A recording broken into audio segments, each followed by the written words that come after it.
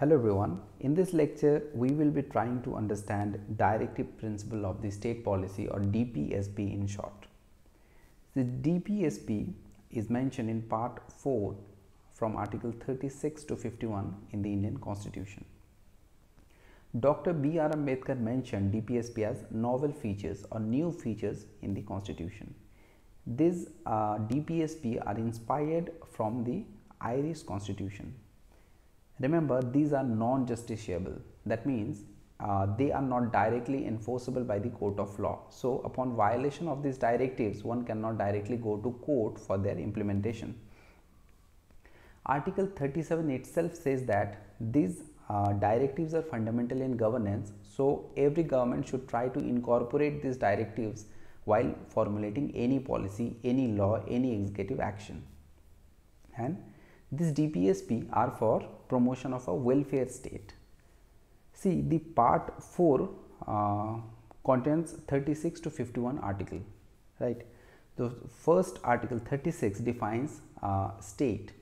See, in the fundamental rights chapter, we have already discussed article 12, which defines state, which says that the executive and legislative branch of the central government, of the state government, and any local government like municipality, panchayat, or any agency working on the instruction of government will be called state. So, wherever the word state comes, same meaning as mentioned in article 12 will also be applied in the DPSP, that says article 36. And article 37 says that the DPSP are fundamental in governance. So, every government should try to incorporate these directives while formulating any law or any policy. And rest of the articles, the actual directives from article 31 to article 51, these are written in chronological manner.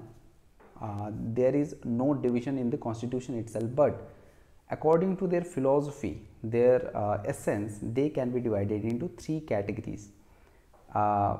Please note that this categorization is not mentioned in the constitution itself. These are based on philosophy. This classification is done by some constitutional experts. This classification is not mentioned anywhere in the constitution itself, right? So, let's and one more thing you should remember, that article 43, you can see that I have mentioned the number article 43 both in socialistic and in Gandhian, because the article 43 contains some part that is socialistic in nature and some part that is somehow they are related to Gandhian principles, right? Same goes for article 48. Article 48 contains some part that is Gandhian in principle and some part that is liberal intellectual. So, these two articles are both socialistic, some part are socialistic, some part are Gandhian, and article 48 some part are Gandhian and some part are liberal intellectual. So, let us first look on these socialistic principles from article 38 to 47. Article 38 says two things. First, state should try to promote welfare of the people, and second is state should try to reduce inequality. That means government should try to reduce the inequality in the society. The second part, the state to reduce inequality, was not mentioned in the original constitution. It has been incorporated by 44th Amendment Act of 1978. Then comes article 39. Article 39 says 6 things. First, state should try to give everybody means of livelihood. State should promote equitable distribution of material resources. Whatever natural resources are available, that should be distributed equitably. State should try to prevent wealth concentration, right? State should try to promote equal pay for equal work. Both men and women should get equal amount of payment if they do equal amount of work.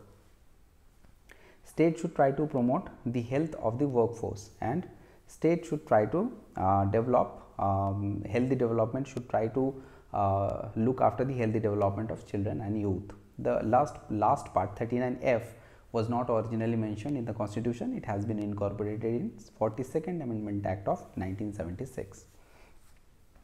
Article 39A says that state should try to promote equal justice in the society and should give free legal aid to the poor. This was also not available in the original constitution. This has been incorporated by 42nd Amendment Act of 1976. Then comes Article 41. It says that state should give right to work, education and assistance in case of unemployment, old age, sickness or disablement, right. Article 42 says that state should promote human condition for work and give maternity relief. Women working in any field, they should be given maternity relief.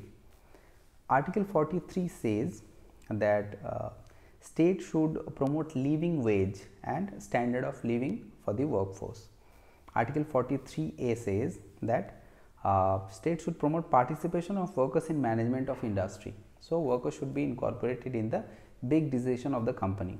So this is also not available in the original constitution. It was incorporated by 42nd Amendment Act of 1976. And Article 47, this says that state should try to raise the nutrition level of the society and try to promote the public health. So these were socialistic directives. These directives should be kept in mind by the government to formulate any policy, and government has already been incorporated some of the policies according to their economic condition, economic you can say economic capacity. Now let's talk about these Gandhian principles. So Article 40, it says that government, state should try to organize and empower the village panchayat, empower the panchayat for decentralization of the governance. Article 43 says that state should try to promote cottage industries, small scale industries. Article 43B, this says that state should try to promote cooperative societies. This is also was not mentioned in the original constitution, as incorporated by 97th Amendment Act 2011. Article 46 says that state should try to develop the community of SC, ST and OBCs, backward classes should be given preference, and state should take special care for their development. Article 47 says that state should try to prohibit any intoxicating substances like alcohol, and Article 48 says that state should try to protect the Desi cow breed, right. So these were some Gandhian principle in the DPSP. And let's talk about the liberal intellectual directives. So Article 44 says that state should try to incorporate uniform civil code.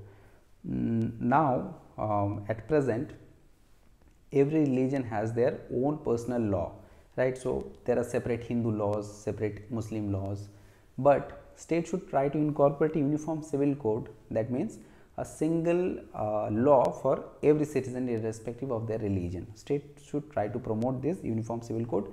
There are advantages and disadvantages of this uniform civil code, and so therefore there is a debate in the society all the time.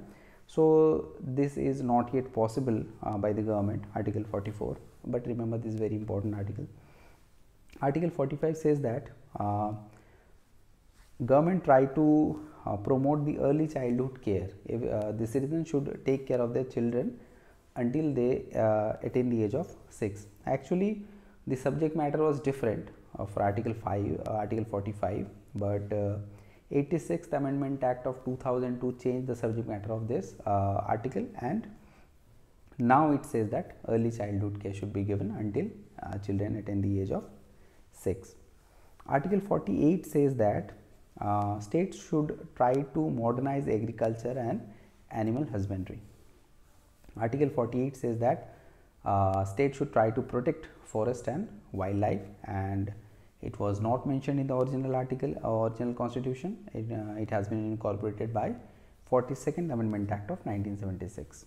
Article 49 says that state should try to protect historical places and monuments. Article 50 says that executive and judiciary should be separated, so there should be a separation of power, that Article 50 says.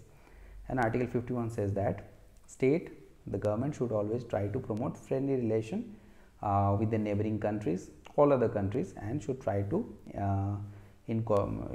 promote international peace. So These were the directives written from Article 38 to 51, and these directives should be taken into account while formulating any law. So these were directives, but two things that should be remembered here that I have already mentioned. First, DPSPs are non-justiciable. That means one cannot go to court if there is any violation, there is a non-implementation. So these are up to the government. This puts a moral obligation to the government to incorporate these things while formulating any law. And second thing is, they are very much fundamental for their governance, and it puts a moral obligation to the state. So state should always try to incorporate them, though they are non-justiciable, right?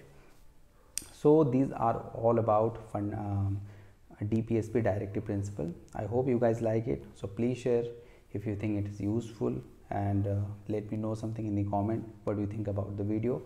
And if you like, please subscribe for future updates. Thank you.